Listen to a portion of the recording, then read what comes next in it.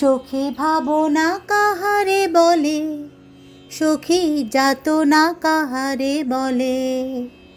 তোমরা যে বলো দিবস রজনী, ভালোবাসা ভালোবাসা, সখী ভালোবাসা কারে কয়? সে কি কেবলই যাতনাময়, সে কি কেবলই চোখের জল, সে কি কেবলই দুঃখের শ্বাস। লোকে তবে করে কি সুখের তরে এমন দুঃখের আশ। রাধে রাধে। নমস্কার নমস্কার নমস্কার বন্ধুরা, কেমন আছেন সকলে? আশা করি সবাই ভালো আছেন, সুস্থ আছেন আমাদের পরম প্রিয় সখা শ্রীকৃষ্ণের কৃপায়। আরে আরে আরে, কি হলো? সবাই ভাবনায় পড়ে গেলেন হঠাৎ। আমি কবিগুরুর গান দিয়ে শুরু করেছি কেন, এটা ভাবছেন তো? আরে না না না না, আমি শুধু একটু চেষ্টা করেছি মাত্র। যদি ভালো না লাগে নিজ গুণে ক্ষমা করে দেবেন। যাই হোক বন্ধুরা, আপনাদের সকলকে আবারও স্বাগত জানাই কথা শ্রীকৃষ্ণকীর আজকের এক বিশেষ পর্বে, চিন্তায় দুশ্চিন্তায় শ্রীকৃষ্ণ। নিশ্চয়ই এবার বুঝতে পেরেছেন আমি কেন বিশ্বকবি রবীন্দ্রনাথ ঠাকুরের সাহায্য আমাদের এই আলোচনায় নিতে বাধ্য হলাম। বন্ধুরা, আজকের এই দুনিয়ায় আমরা সবাই এক অসম লড়াইয়ের যোদ্ধা, কিন্তু এই যুদ্ধটা বাইরের কারোর সঙ্গে নয়। এই লড়াইটা নিজের ভেতরের সঙ্গে, নিজের ভাবনার সঙ্গে। জীবনের সব প্রশ্নের উত্তর পাওয়া যায় না, কিন্তু কৃষ্ণ জানেন আমাদের মনের ভার কতটা ভারী। আজকের এই আধুনিক দুনিয়ায় আমাদের মনের ভেতরেই সবচেয়ে বড় যুদ্ধটা চলছে। চোখের সামনে হাসি আর ভেতরে শুধুই চাপ, স্ট্রেস, চিন্তা, ভয় আর একাকিত্ব। তবু আমরা কাউকে কিছু বলি না, বললেই হয়তো ভাববে দুর্বল। আর এইভাবে চাপ জমতেই থাকে। একটা সময় ভেঙে যায় ভিতরটা নিঃশব্দে। একটা সময় আসে যখন মনে হয় ভেতরে কেউ নেই, সব শেষ। চোখে জল নেই, কিন্তু বুকটা ভারী। কেউ দেখে না, বোঝেও না আমরা কতটা লড়ছি প্রতিদিন, প্রতি মুহূর্ত, প্রতিক্ষণে। এটাই মানসিক চাপ।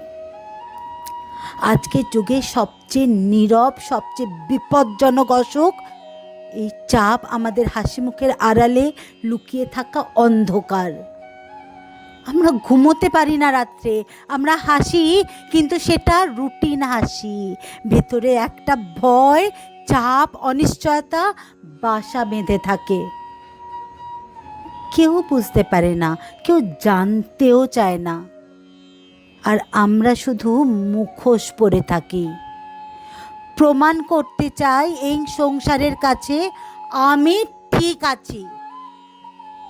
কিন্তু বন্ধুরা, যখন সব কিছু বোঝা অসম্ভব মনে হয়, যখন নিজের মনে নিজেই ডুবে যাচ্ছি, ঠিক তখনই শ্রীকৃষ্ণ আমাদের দিকে হাত বাড়িয়ে বলেন, চিন্তা নয়, ভরসা রাখো, আমি আছি।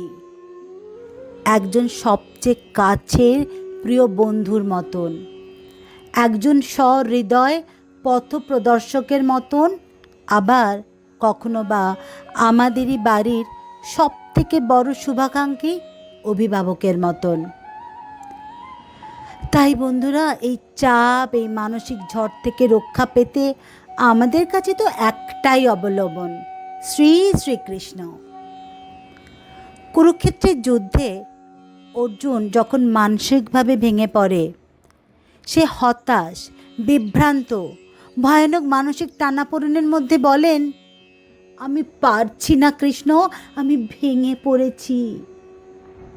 তখন কৃষ্ণ তাকে বলেন, তোমার ভিতরের শক্তি তুমি চেনো না, আমি আছি, তুমি শুধু ভরসা করো। এই কথাটাই আজ আমাদের দরকার। আমরা আজ অর্জুন, আর আমাদের জীবনটাই এক একটা কুরুক্ষেত্র। মানসিক চাপ, একাকিত্ব, ওভার থিঙ্কিং, এসব আসলে নিঃশব্দে আমাদের আত্মাকে গিলে খাচ্ছে। তবে কৃষ্ণ বলেছেন, তুমি আমায় ডাকো আর না ডাকো, আমি তোমার হৃদয়েই আছি। তুমি ভেঙে পড়লেও আমি ভাঙতে দিই না। তুমি ক্লান্ত হলে আমার ওপর ভর দাও। তুমি শুধু বলো, হে কৃষ্ণ, আমি আর পারছি না, তখনই আমি তোমার হয়ে চালিয়ে নেব। বন্ধুরা, এই কথাগুলো শোনার জন্য কেউ হয়তো আমাদের পাশে নেই, কিন্তু কৃষ্ণ আছেন। তিনি আমাদের নিঃশব্দ কান্নাটাও শুনতে পান, আমাদের মুখে না বলা কথাটাও অনুভব করেন। তাকে যখন আমরা বলি, আমি ক্লান্ত হে কৃষ্ণ, তুমি নিয়ন্ত্রণ করো সব, আমি শুধু তোমার ওপর ভরসা করতে চাই, এই বিশ্বাস, এই আত্মসমর্পণই আমাদেরকে মানসিক দুঃখের পাহাড় থেকে মুক্ত করবে। জীবনে যদি অন্ধকার ঘনিয়ে আসে, কৃষ্ণই হবেন আমাদের অন্তরের আলো। আমাদের স্ট্রেস, মানসিক ক্লান্তি, সব কিছুর একটাই উত্তর, শ্রীকৃষ্ণ। বন্ধুরা, কখনো যদি মনে হয় আর পারছি না, একবার কৃষ্ণের নাম নিয়ে চোখ বন্ধ করে দেখবেন। আপনার ভিতরের কাঁপুনি একটু একটু করে স্থির হয়ে যাবে। জয় শ্রীকৃষ্ণ। এই ছিল আজকের কথা শ্রীকৃষ্ণ কি।